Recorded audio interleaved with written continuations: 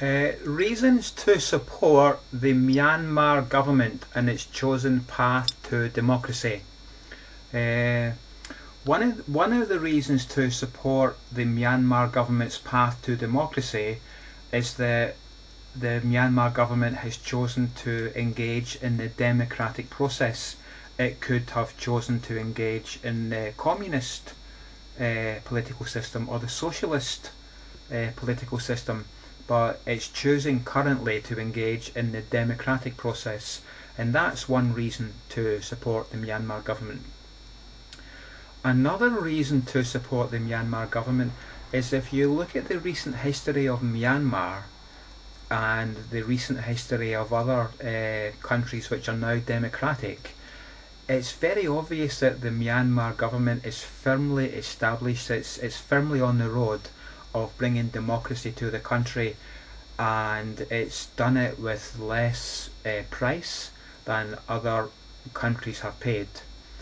For example, if you look at the history of America and how America brought democracy and how many Native Americans were killed by the government of America, by the Army of America, before democracy was established, then we can definitely say that the Myanmar government has killed less people than the government of America killed. If we look at the history of my country, of Great Britain, and seen the history of the establishing of democracy here, then you have to look at how many Scottish people were killed by the English government in bringing democracy. You have to look at how many Irish people have been killed. You have to look at how many Welsh people have been killed. And for sure, the English government was much more savage and much more cruel than the Burmese government has ever been. For example, in my country, Scotland, during the land clearances, there was one year in particular, it was called the Year of the Sheep, and it's alleged that 2,000 families a day were removed from the land in order to make way for sheep. The English government valued sheep more than they valued human beings. Uh, so for sure, the Burmese government has killed less people in bringing democracy to the country than the English government killed. And this process is repeated around the world. In Canada, with the native Inuit people, in Australia with the native Aborigine people.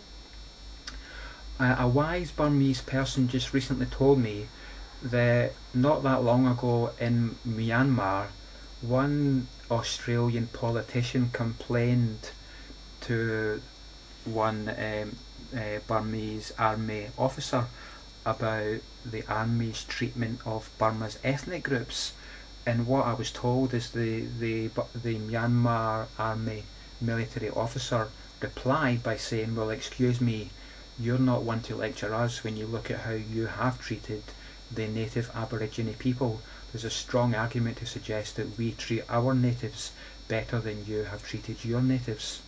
And I think that's a very strong argument. The Burmese government seems to be committed to bringing democracy as and it's on the path to doing that in a very similar way which other democratic countries have walked before. So there's people who have studied Burma, Myanmar for many years. They say that part of the reason there's been so much killing and bloodshed in Myanmar is because breakaway ethnic groups have been supported by various countries, independent countries, and received financial backing and ammunition in their struggle for independence. And it's because of the backing from the West to various ethnic groups that there's been so many killings. Uh, but the government of Myanmar is not willing for its country to be broken up into subdivisions, and this is in common with I think you can either say the vast majority or all democratic countries in the world. I mean, I can talk about Great Britain, for example.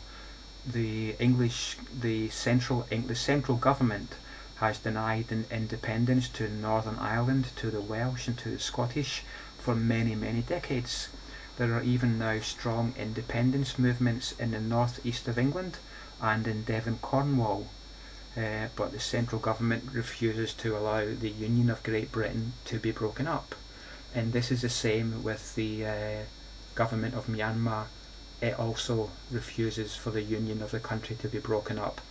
And if the ethnic groups hadn't been armed and encouraged by Western powers, there wouldn't have been so many killings.